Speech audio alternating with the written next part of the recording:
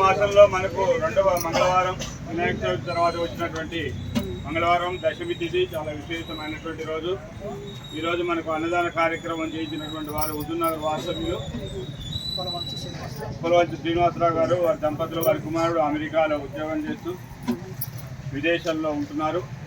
వారి కోరిక నెరవేరిన సందర్భంగా స్వామివారి యొక్క అనుగ్రహం చేత అన్నదానం చేయాలంటే సంకల్పంతో వారు ఈనాడు అన్నదాన కార్యక్రమం చేస్తున్నారు. అన్న ప్రసాదం దయచేసి వచ్చినటువంటి భక్తులందరూ కూడా శ్రీరామ ప్రసాదంగా భావించి స్వీకరించాలి. అందులో ఉప్పు కారాలు తక్కువైనని, ఉడకలేదని ఇవన్నీ కాకుండా అన్న ప్రసాదం కాబట్టి భగవంతుడి దగ్గర మనకి ఏ రకంగా ఉన్నా తినాలి. చేదున్నా తినాలి, తీయకున్నా తినాలి, కారం ఉన్నా తినాలి, అన్నం ఉడకపోయినా కూడా తినాలి. అదేవిధంగా ప్రసాదం కాబట్టి అన్న ప్రసాదం చేయడం అనేది గొప్పతనం.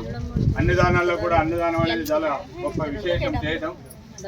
మనం ఈ అన్నదానం చేయాలంటే కూడా భగవద్ దర్శనం చేయాలన్నా, నలుగురికి సేవ చేయాలన్నా కూడా పూర్వజన్మ సుకృత ఫలం ఉంటేనే మనం చేయగలుగుతాం.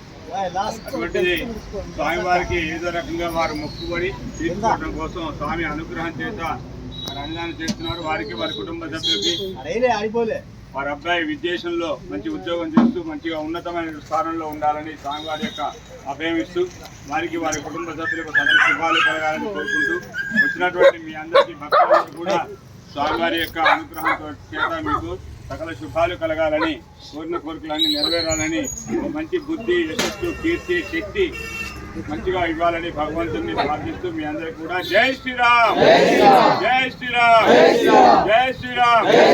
అన్నదాత అన్నదాత సుఖీ భవ, సుఖీ భవ, సుఖీ భవ, సుఖీ భవ. జై శ్రీరామ్. దయచేసి అన్న ప్రసాదాన్ని ప్లేట్లో పెట్టి మీకు అందజేయడం జరుగుతుంది. మీరు తిన్న తర్వాత అన్న ప్లేట్లు అన్ని కూడా కడిగి అక్కడ పెట్టేసి పోండి. అక్కడ పడేసి కడగడానికి ఎవరు ఉండదు ఇక్కడ.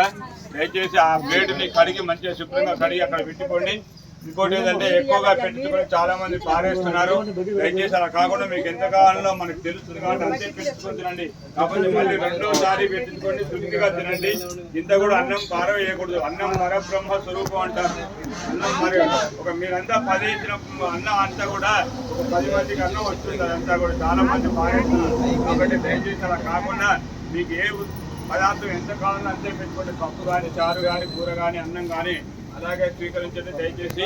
జై శ్రీరామ్. చెప్పులు లేకుండా రావాలి.